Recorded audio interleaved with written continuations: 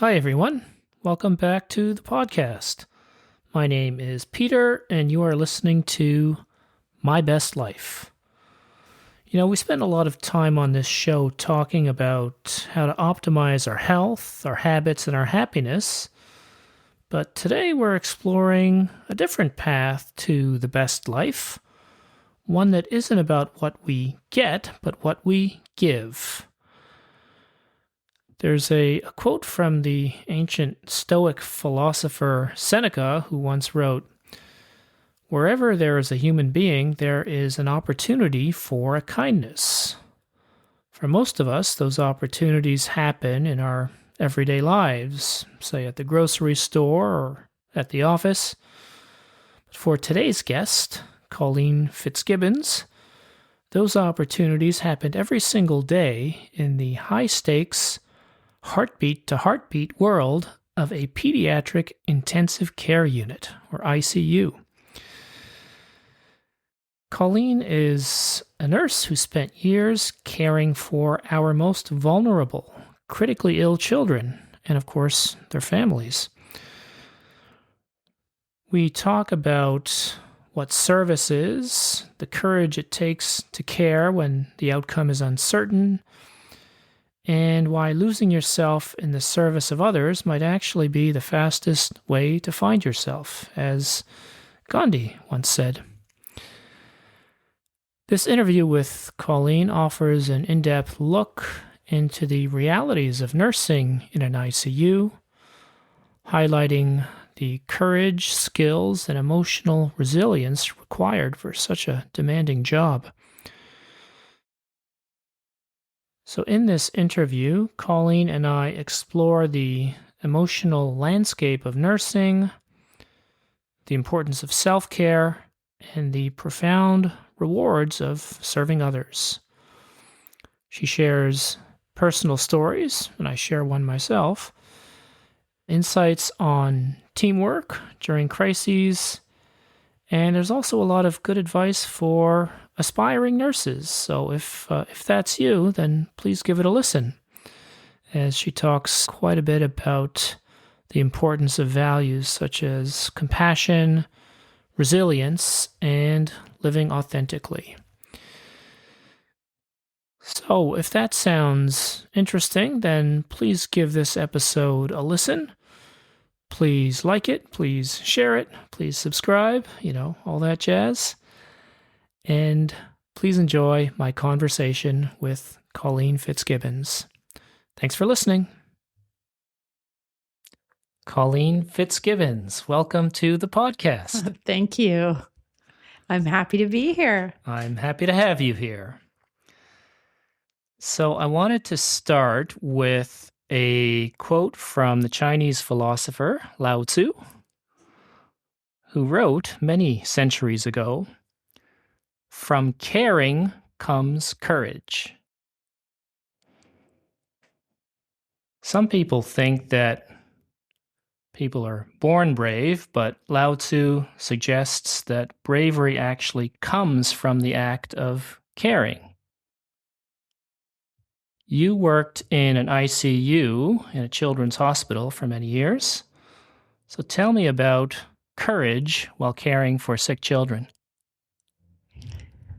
I think it's an excellent quote because you certainly need courage to do that type of work. And many times we see very sick children that have gone through traumatic injuries or just devastating diagnoses like brain tumors and that type of thing. And it's difficult. And sometimes you aren't sure whether you're going to be able to keep a brave face on around the families, which is tough. And you learn that skill over time. So perhaps that's where that piece comes in. You learn the courage by doing the care. You get good at it, I guess, over time. And, when you're first starting, you really need courage to be there at all. every day that you go to work when you're brand new, you want to throw up and you're not sure whether you can do it. And you're not really sure even of the expectations. So something bad happens to a patient, are you the one who has to know everything? When I first started, that's what I thought every day. Like, all these people around me know what they're doing. And I imagine I'm supposed to know what I'm doing too. I'm supposed to know how to be exactly like them if I'm here, which isn't the case because you work in a team. And you learn that later on, but at the beginning, that's certainly, you don't have that courage at all. And I can see how over time it develops. Well, let's talk about your early days. What was the specific moment or spark that made you realize that nursing was your path? It's a really good question because it certainly wasn't something that I thought I would be doing, or, my entire childhood, I didn't dream of becoming a nurse at all. And I wanted to be a dietitian. I wanted to be a chef, actually. Mostly, I wanted to be a chef. And then I realized I should probably do something that would pay me and be more appropriate. And so then I thought, I'll be a dietitian. I love health. And then I had surgery when I was 21. And the people who were around me were the nurses. The nurses did everything. And obviously the physician did the surgery, but you're knocked out and you don't see that part. And the nurses were incredibly knowledgeable. They had tremendous skill and compassion. And I thought, wow, I didn't realize that nurses did that. I was heavy at the time. I was studying lots of science, and that's kind of the way I wanted to go. And I thought nursing wasn't like that at all. Oh, you hear they're kind of fluffy and caring, and, maybe there's thoughts that they don't do very much in terms of like they're going to just bathe people and that kind of a thing. And I was really wrong. And I think most people that have that opinion are very wrong. And when you meet a nurse and you go through a situation where a nurse is caring for you, you realize, oh my God, they're really smart and they know a lot and they have to know a lot and they have a lot of skill. And I was so impressed by the nurses, one in particular, but many of the nurses around me. And I think I just realized that it was potentially an option. And I had applied to McGill. I got in for dietetics. McGill, Guelph, those were the places that you needed to go to do it.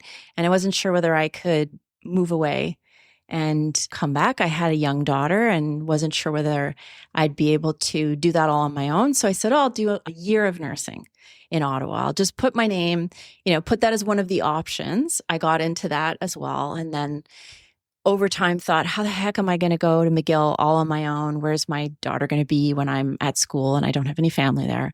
So I'll do a year here and see how that goes, whether I can hack everything. And I didn't stop. I kept thinking, okay, I'm getting out. This isn't for me. I'm going to be doing something different. And it just kept drawing me in, I suppose. And throughout my career, I think it's done the same thing where I kind of have so many experiences and so much respect for the people around me in the profession. It just keeps on growing. And so there have been many times where I have contemplated not being a nurse as well. When you say, what made you know you wanted to be a nurse? Well, I'm still figuring that out, I think. But it's really probably the thing that always leads me back to saying, wow, yeah, I want to do this. It's the people around me who I watch doing it. And I just have so much respect for them. Well, you've already kind of touched upon the response to my next question, but I was going to ask you about those nurses that you were working with in your early days. What qualities did you encounter in them that you hoped to emulate? Another good question. I think many of the people who I work with and who, when I was young and sort of deciding, is this for me, I suppose? I mean, you've already done 4 years of school and now you're almost, when you get out, it's almost like being an apprentice. You start learning on the job, the way that physicians have residencies. Nurses don't have in Canada something formalized like a residency, but that's essentially what you do. You get on the job and then you start working. beside people. We call them preceptorships or clinical placements and that kind of thing. When you're in school, when you get out, you're still kind of in this really new learning phase where you're trying to figure it all out, and people are teaching you all of the skills. And I think the team that I was with really knocked my socks off in terms of how much they knew, how smart they were, how quick they were to respond to patients, how skilled they were at getting particular drugs up and running super fast, how adept they were at assessing patients and knowing just when they needed to do something quickly or when they needed to involve other people and get other treatments. And they were funny and compassionate. They always would tell me tons of stories. In fact, when I was young and starting out, I thought, oh my God, we got to write a book. We've got to write a book of all your experiences because these stories are incredible. And it was just, every day at lunch, story after story after story of patients and families that they had dealt with and certain experiences that were just incredible. And the more I was around them, I suppose they kind of hooked me a little bit. Mm-hmm. So in what way did your initial expectations of nursing differ from the reality of what you were learning on the job from these more experienced nurses? I think what always has grabbed me about nursing that contradicted my maybe early thoughts on what it was about, my early understandings perhaps of sort of just what society or people around you kind of give you this sense. I always felt maybe it was people in my family or even students that, like classmates that I was studying with, there was always a sense of if you were bright, if you, I don't know, you're good at math and science or whatever, if you're bright, you shouldn't be a nurse. And that's sort of, nurses care and they're gentle and they're soft and they're loving and they're angels and they're heroes. These are the images that we get told, that these are what nurses do and what they are. And you don't actually hear about what nurses really do, which is they study hard. It's a challenging job. They need to be smart. They need to know their drugs. They need to know physiology. They need to know how to interact with people and have incredible communication skills. And they need to, in an ICU, you really need to be able to manage stress and you need to act very quickly and be able to manage crises really well. And those are things that you don't hear about at all. I don't think. I think in the discourse about nurses, it's a lot of, nurses are quite caring and soft and wonderful and compassionate and these angels that just somehow, they just do it all. And, you don't hear the rest. So the thing that constantly impresses me is just how skilled people are and knowledgeable. Amen. So when you started nursing, did you immediately start working in an ICU? I imagine you would have started in a less complex environment in your early days, or when did you move to the ICU? Yeah, so I did we call it a consolidation, which is your last final placement of school. I did it in a pediatric ICU. You did, okay. And at the time, they would never hire a new grad because it makes sense, right? You should go and figure out how to be a nurse before you come into that type of an environment. And so I went to a pediatric ward for a few months, maybe about 5 months, I think. Didn't have a full-time job there. At the time, it's not easy to get a full-time job all the time in nursing. It goes up and down in terms of the job situation. And at that point, we were in a tougher spot where there weren't many jobs. So went to the pediatric ward, worked casually, and the ICU phoned and said, hey, we're short, come back kind of thing. And after working for a little while, I realized, oh my God, I know nothing. And I wanted so badly to work in the ICU right when I graduated. Oh, that would be so cool. And then I kind of got wise to it a little bit in the first couple of months of working and realized you can make mistakes and those mistakes can be really big and I don't think I'm ready. And so anyways, over coffee, I was convinced, just come. You'll figure it out. We'll take care of you. Come on. So probably about 5 months after I graduated, I started in the ICU. Oh, wow. And so what were some of the more profound lessons that you were learning working in that environment in your first weeks and months? I didn't do that well when I first started. As I said earlier, I felt like I needed to know everything and I put a tremendous amount of pressure on myself. But what I learned over time was that I had this amazing team and that the work that you're doing in an ICU is completely team-based. So you lean on your colleagues all the time. You need your colleagues and you damn well better be a good colleague and a good teammate. So I think one of the biggest things I learned was how to play on a team and how to be a good teammate and what that looks like and what that doesn't look like. I think I also learned, whether that was probably I didn't learn it in the early days. It took a while to learn, but the early days shaped perhaps what I was learning was that there are some cases that will really, really, really shake you. And working there in general is tough. And you need to find a way to deal with all of the stuff that you're seeing. And in the beginning, you have no idea that's, sure, it makes sense. You're going to be in an ICU. It's probably going to be tough. You know that on paper and you're scared every day when you go to work that something big is going to happen. But you don't really have a sense. There's no way you can have a sense of how that feels at all. And nobody people who don't do that work or don't have those experiences would never be able to know exactly how that feels either. That's normal. You don't learn that in school.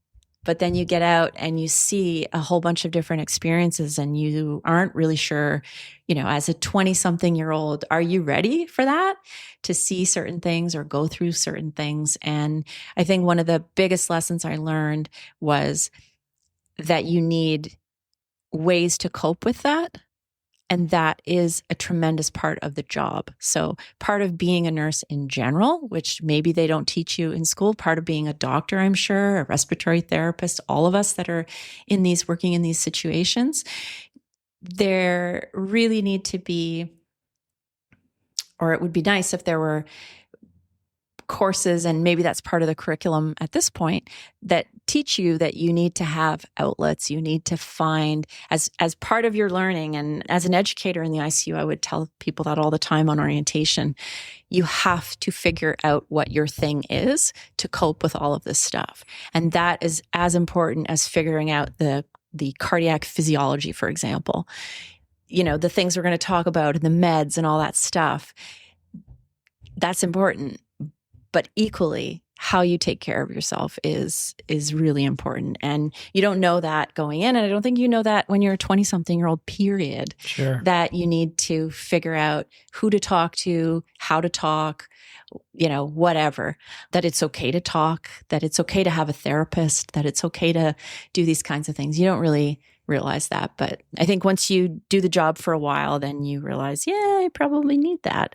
And so I think your question was, what did I learn when I was new? Sorry. Right, yes. I digressed maybe.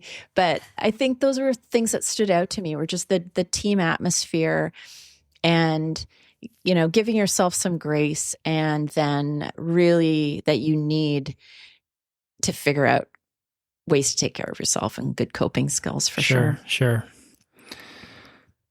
So I recall the first time I came across this term ICU, or intensive care unit. I was 8 years old and my father became sick. He eventually passed away. And of course, as I said, I was 8 years old, so I didn't really understand all that much. But I remember my mom saying that, your dad is in the intensive care. And my mom spoke very broken English. So, that's what she would say, intensive care. And I had no idea what it meant. But I could tell from her expression and from her body language that it was not good. Years later, I had a loved one who was in an ICU, and I had to visit that person. And I don't think I could go into that environment every day. It was so heavy Yeah, so I have nothing but admiration for people that do that job every day. So I guess my question for you is like, how do you prepare yourself? How do you prepare your heart and your mind to go into that environment every single day? I love that question because, if you were, when I was in my 20s, starting out in the ICU, and you go to parties all the time, and people are like, what do you do? That's, obvious, famous question when you're mingling. What do you do? I work in a pediatric ICU. Oh, it must be so hard. Oh, and it was every time a conversation ender. What are you supposed to say to that? So in a way, your question isn't exactly the same, but in a way, I got that feeling for a second again, like, oh, it must be so hard. And how do you do that? But what I think people don't realize is it's so cool. If you are into physiology, you are into maybe a little bit of adrenaline, you're into like having something move quickly, having to do things in order to get results and to see those results immediately, to kind of have something crazy go on and then to win. If you were to think of this in terms of winning and losing, somebody is rapidly deteriorating and you do a whole bunch of treatments and you make that stop, and then they survive and they go on, and you see them come back to the ICU and they walk out of there when everybody thought there's no way. That is so cool. It is addictive. It's like heroin. I don't know, never done heroin, but that's what I often think of. It's like, it's such a cool, incredible thing that you go in for a whole ton of reasons. You don't go in thinking, oh my God, this place is so sad. It's so difficult. My job is so hard. Never. I think you go in thinking, well, this is so cool. What am I going to see today? And imagine having a job where every day you don't know what you're going to see.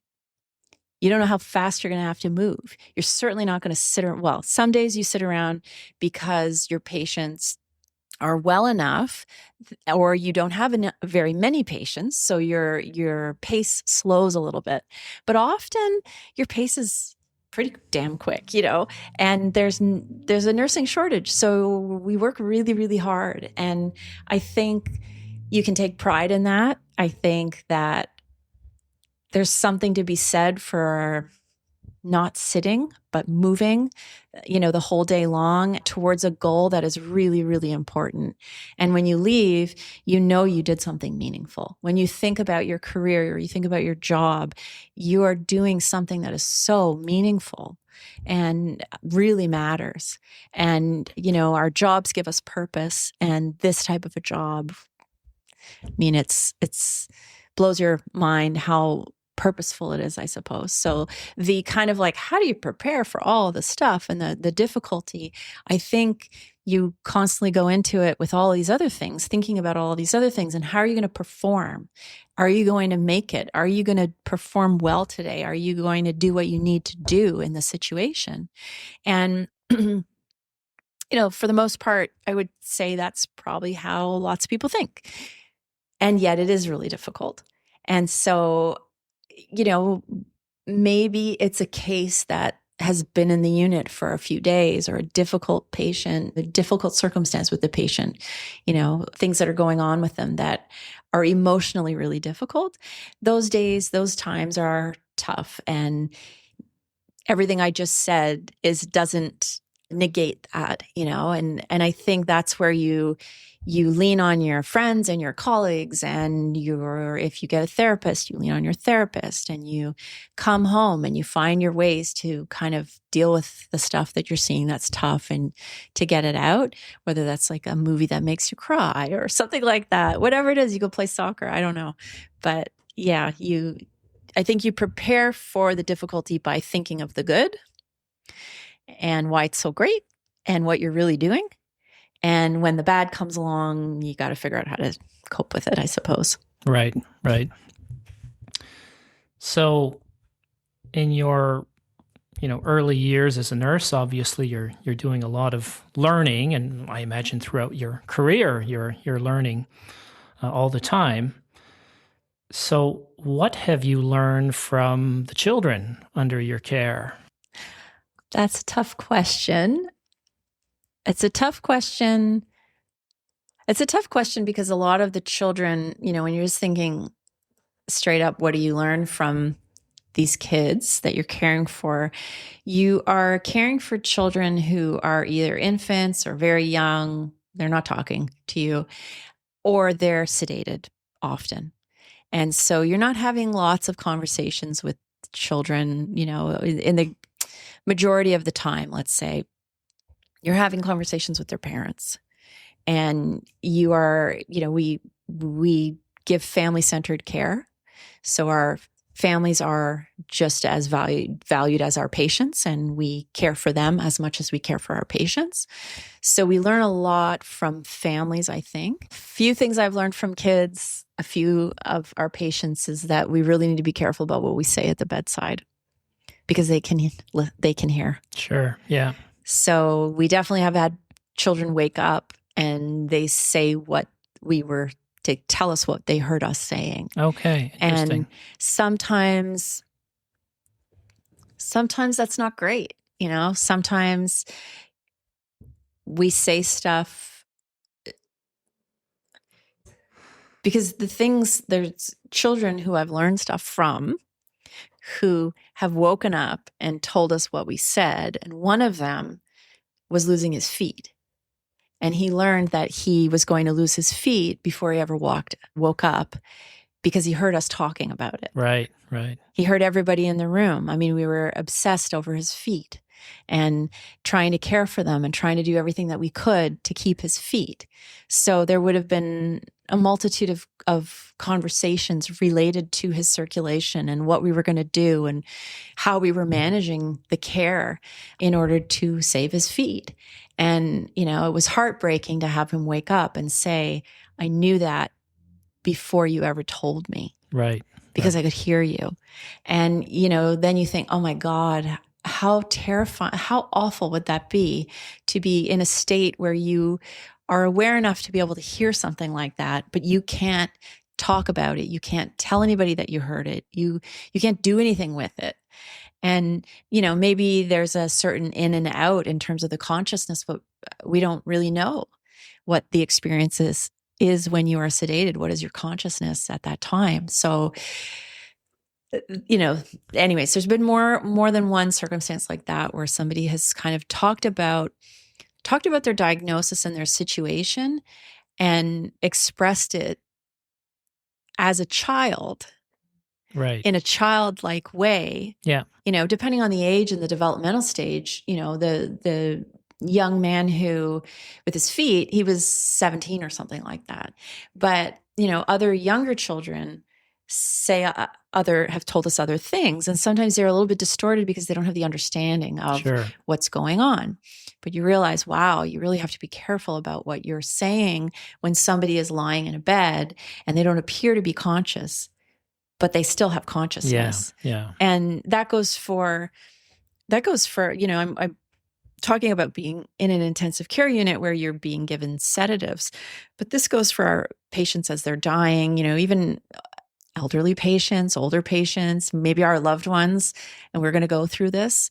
We'll be at their bedsides and they can probably hear and, there's a consciousness there that when we see a person with their eyes closed, don't recognize. Yeah. And I think that's something really valuable to learn from our patients. So let's talk about, you've already kind of touched upon this, some of the challenges and then also some of the rewards because, we don't want to make it too heavy, but you've just kind of touched upon having to make difficult decisions and, doctors, nurses, anyone that works in a hospital will, from time to time, I'm sure, have to make some difficult decisions. And that comes with a certain amount of, what would you call it, moral residue. So how do you process that when you go home at night? It's funny that you talk about moral residue because what we're just talking about and probably what you're thinking about, I would imagine, or listeners might be thinking about, is a moral residue that comes with the difficulties of people dying or people being ill and physically having these challenges and caring for these people. But I think the biggest moral residue that nurses face, certainly from the ICU in my experience in the ICU that I was working in, but I think that all nurses and healthcare workers are facing right now, it's not always the sick patient. It's actually the system that we're working in. And when you talk about difficult decisions, it's difficult decisions about staffing more than anything.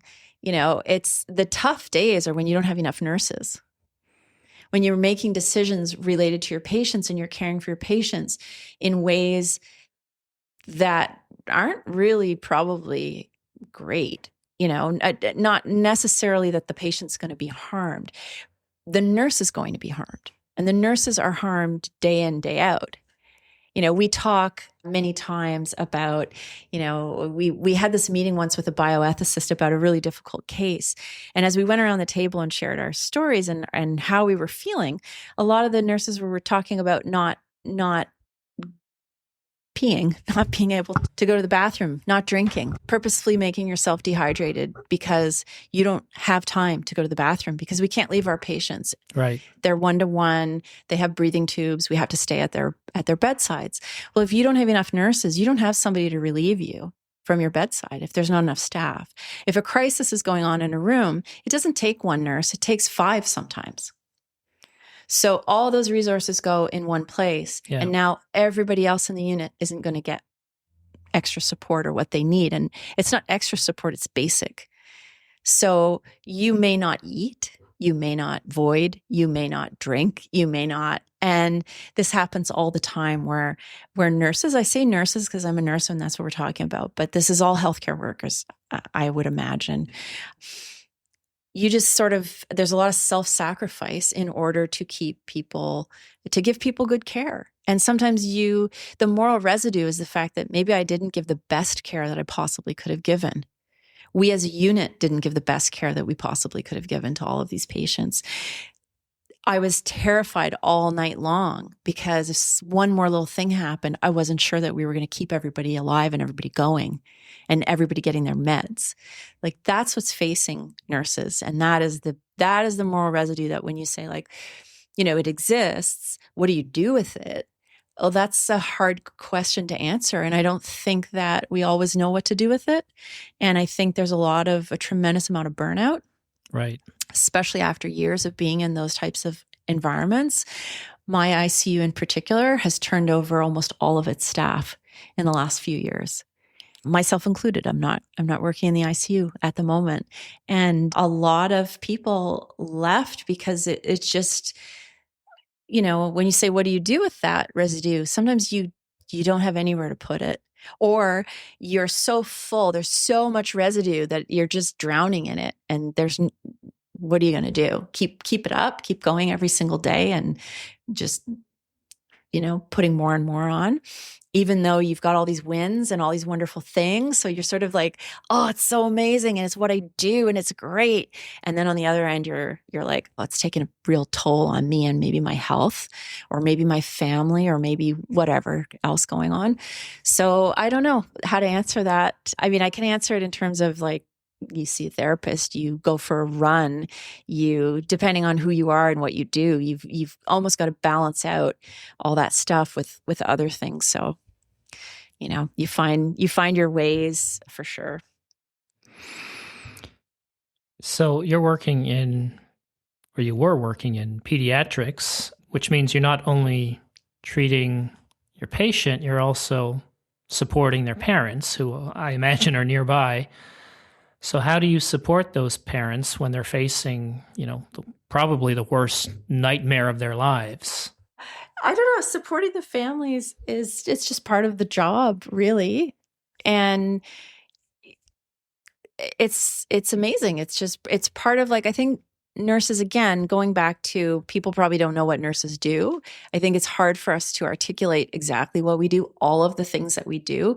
One of the things that we do is listen. actively listen to Sure. people, help them through stuff, have compassion. Like that is a huge part of the job, and sitting with people's pain and acknowledging it and holding it for them, making space for it, really. So in an intensive care unit, when you have a really sick patient, they usually have a breathing tube and are on a ventilator and sedated. And you can't leave a patient like that, because there's always a potential that they could wake up, their tube could come out, and they wouldn't be able to breathe. So that kind of a patient, or there's a number of reasons in an intensive care unit that causes a nurse to be what we call one-to-one. So the nurse can't leave the room.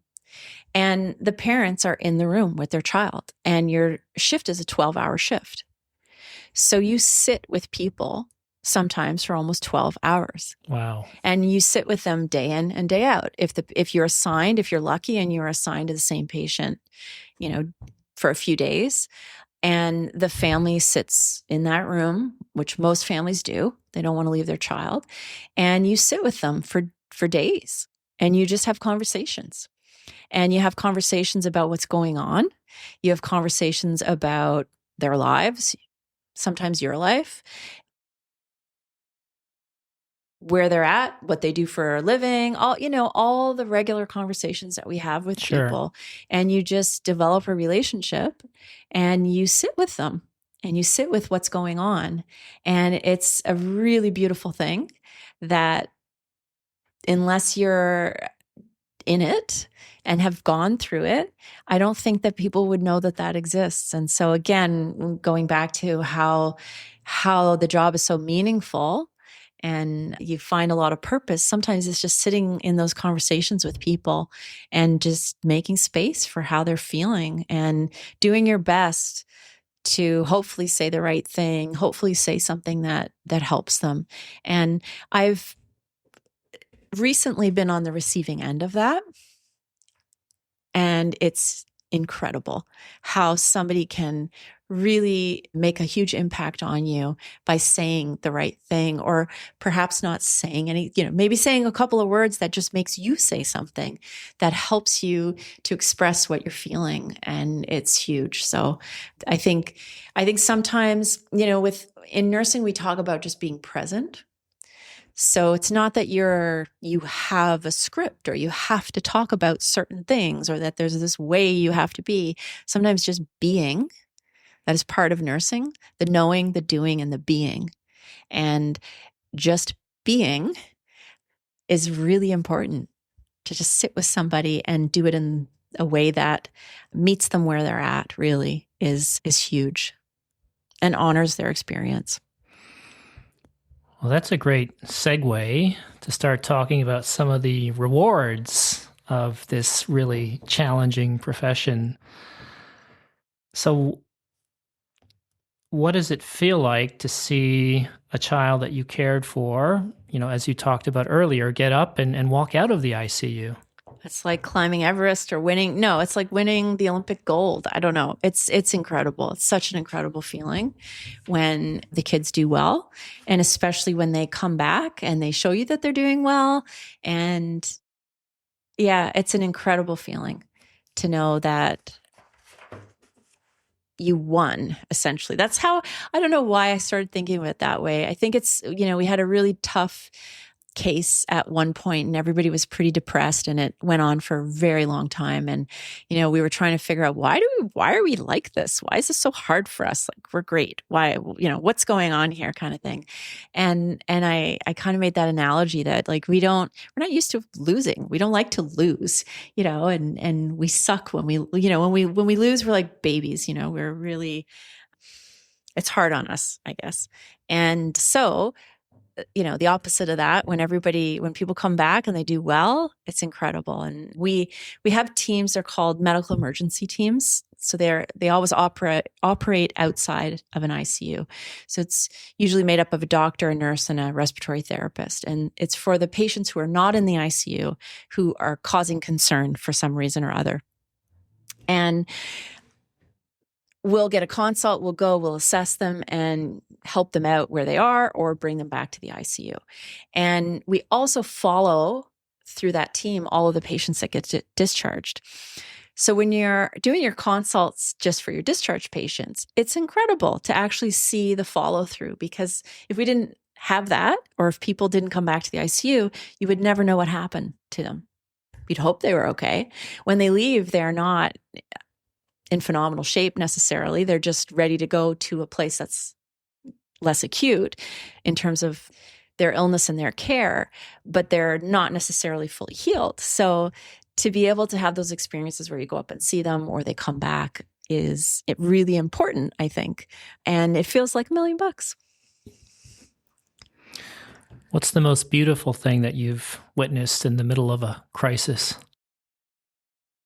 I think the most beautiful thing is probably the teamwork that happens. It's just something so spectacular to watch everybody come together and to come together. But there's sometimes these moments when you're in a crisis where there's a little bit of a pause. And that might be a transition to, for example, like there's kids that will be so sick they get put on a heart-lung bypass machine. And that has to be initiated by a surgical team. And so, you're getting up to that point, and then there's this pause in terms of that handover where the other team's coming in and doing stuff. And, probably one of the most, as you say, beautiful moments was a moment where we were doing that with somebody, and the whole team just kind of paused. The people that were in the room, they just paused and looked at each other. I don't know. We all looked at each other. It's like nothing really happened, you could say, but so much happened. Right. The way we looked at each other, the way that in our, we all just paused, took a deep breath. It was only a couple of seconds, and everybody just looked into each other's eyes, and kind of everybody gave this nod, like, yeah, here we go. We're about to do this. And it's going to be this big thing. And I mean, the child was incredibly sick, got him onto this treatment, which it lasted a number of days or a week or two or something like that. And then we de-escalated and came back, and he did really well and he survived. But in those moments, sometimes you have no idea if the person is going to actually survive or not. And yet it's just you and your team and all the things that you're about to do or all the things that you've been doing that are going to make the difference. And so I think that was a really beautiful moment. I think there's been so many others as well with families and patients. That one just stands out to me, where everybody just kind of, I don't know, had this knowing look like, okay, here we go. We're going to save this guy, and it was pretty cool. So you had a moment of unspoken, shared understanding. Definitely. Yeah, that is absolutely beautiful. Thank you for sharing that. What are some of the hidden perks of nursing, or, more generally, a life dedicated to service that people might not expect? There's a lot in the discourse lately about how important it is to do things for others. Right. And how that is, when you're talking about having a meaningful life and having your best life and that kind of thing, that one of the best things you could do is probably do things for others, help other people.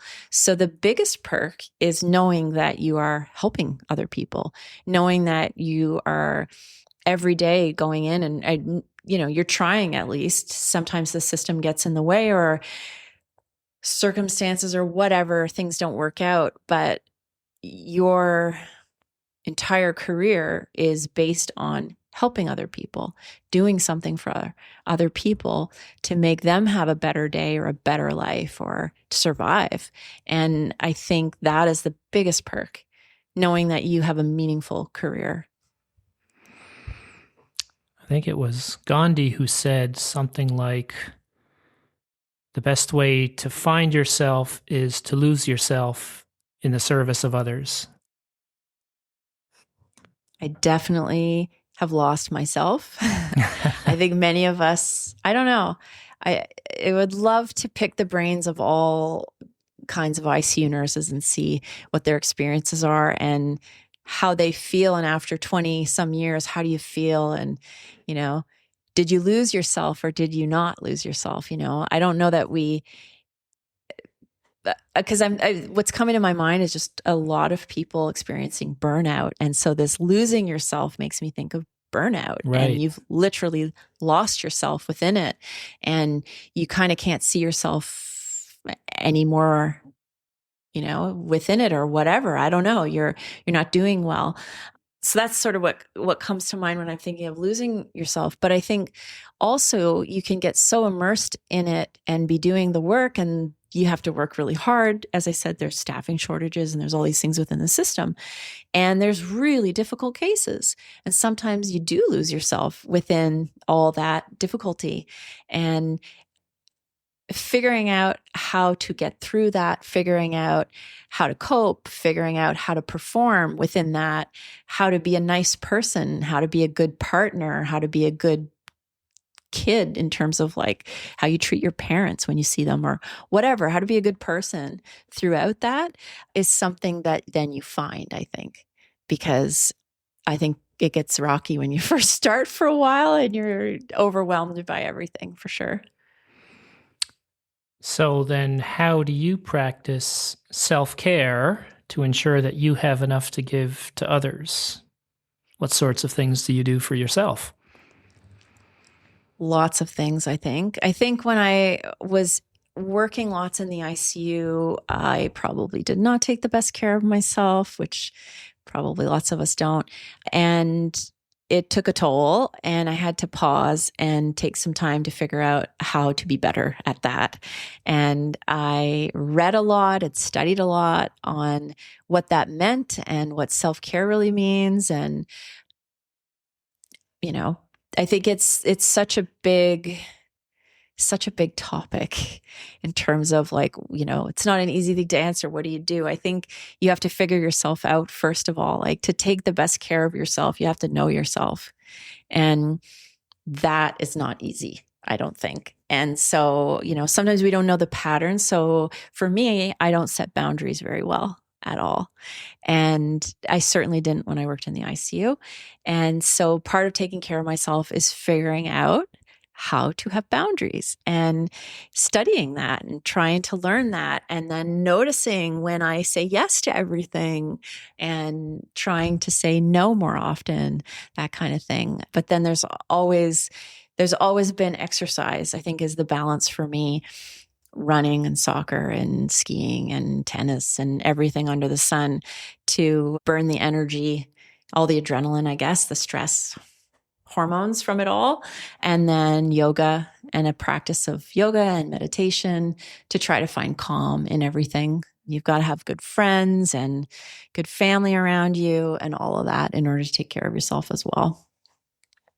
And yeah, I think the biggest thing maybe with self-care is admitting that you need to do it and Sure. that you are as important as all of those other people that you're taking care of. And I think that is probably the hardest thing, or the thing that people in general don't do, probably women don't do, nurses don't do well, probably not. I mean, many of them, I suppose. Caretakers, right? When you're a caretaker or you're in that type of a role, you don't think of yourself in the same way. And it's really difficult. I think it's getting easier to say, I'm not okay. It stands to reason, my God, if you work in certain professions, you should probably not be okay all the time with all the stuff that you see. It should be pretty normal to see a therapist and to talk about the things that you've seen, to work through it. Should be normal for everybody, but it's not. So when I say like being able to admit that you need to take care of yourself, it's also stuff like that, being confident enough in the world, in society, to say, yeah, I see somebody, I talk to somebody, that's normal. Yeah, I sit and I meditate, I do yoga, I do self-care, that's normal. Versus, I have a good friend, a very good friend, who always thinks that that's incredibly self-indulgent. That's what she says. It's just self-indulgent. Yoga is self-indulgent. Interesting. Yeah, it's as if you love yourself so much. That's what she says. You just sit with yourself and you love yourself so much, and And I think there could be anything further from the truth. It's not about that at all, right? But there could be a resistance to self-care, right? Right. Yeah. Because, yeah, especially for a caretaker, I think, when I say caretaker, I'm talking I'm talking of that word in a broad sense. So think of a lot of people our age have parents that are going to die or are dying, family members that are dying, and you have to take care of them and you become that caretaker. And there's something about saying I need to take care of myself that feels incredibly selfish and self-indulgent and wrong. And so I think, as I said, how do you take care of yourself? One of the biggest things is to admit that you need to, that you're valuable, that you should, that it's okay. Well said. If you could go back to your first day of nursing school, what would you tell your younger self about the journey ahead? I guess I'd tell myself to just be open, but I think I have been open. So I don't know what I would exactly. What I think when you first start, you have no idea what it is. I still don't even know if I know fully what this is because it's just so cool and there's so much to it. Maybe I would say to myself, give it a chance. Give it a chance. Yeah, there's a lot to this and it's pretty cool and it's cooler than you think, because I think when I started, as I said earlier, there was sort of this idea that nursing was a lesser type of a thing to go into. When you're choosing your programs and you're applying for school, if you chose nursing, I chose, that was one of the things on my list, and my classmates all around me were like, "Oh, you can't do that. You're better than that," pretty much was the feeling. My family was like, "Oh, family, friends of my parents, so many people said to me, okay, that's really great. So you're going to be a nurse. Cool. Okay. So yeah, if it goes well, so you're going to be a doctor after?" All the time. And I think when I was young, that was the message I was being sent. It was certainly something I was thinking about. I almost left second year to go take the science courses that I wanted to take so that I could apply to med school potentially, because there was this sense that it wasn't good enough. And I think that's what I would probably tell my young self was, this is good enough. This is great. This is incredible. Stick with it. Mm-hmm. It is more than anybody realizes, and it's pretty freaking cool. And yeah, you don't need to be a doctor to have value or worth. Sure. or whatever. You just go where your heart is. But at the same time, it's a shame. I think maybe it's just me, but it's not just me, because I got the message from somewhere that was external to me. It is a shame that there's a sense that it is less than, I think. And, I think now as certainly a more senior nurse, a nurse that's been doing this for a while, and somebody who has an interest in research, I think a lot about how we see nurses and how our healthcare system could be better off if perhaps we gave nurses more credit and realized that the importance and the value of a nurse. Well, there may be some people listening that are considering a career in nursing. So what would you say to those people? I think I would say do it. But I would probably say do it, figure out how to cope right off the bat. That's going to be one of the most important things, is finding coping mechanisms. And I think I would probably say hang in, because it's not going to be easy at all. It will not be at all easy. And I think I would probably say kind of stick up for yourself, fight for what you're doing, and try to articulate it to people. And if there's people who are young and savvy with media, I think I would be saying, please go out and, be awesome and get into it. And it's such a cool, amazing profession, and do us all a favor and promote it and talk about it and, let people know what you do, I guess I would say.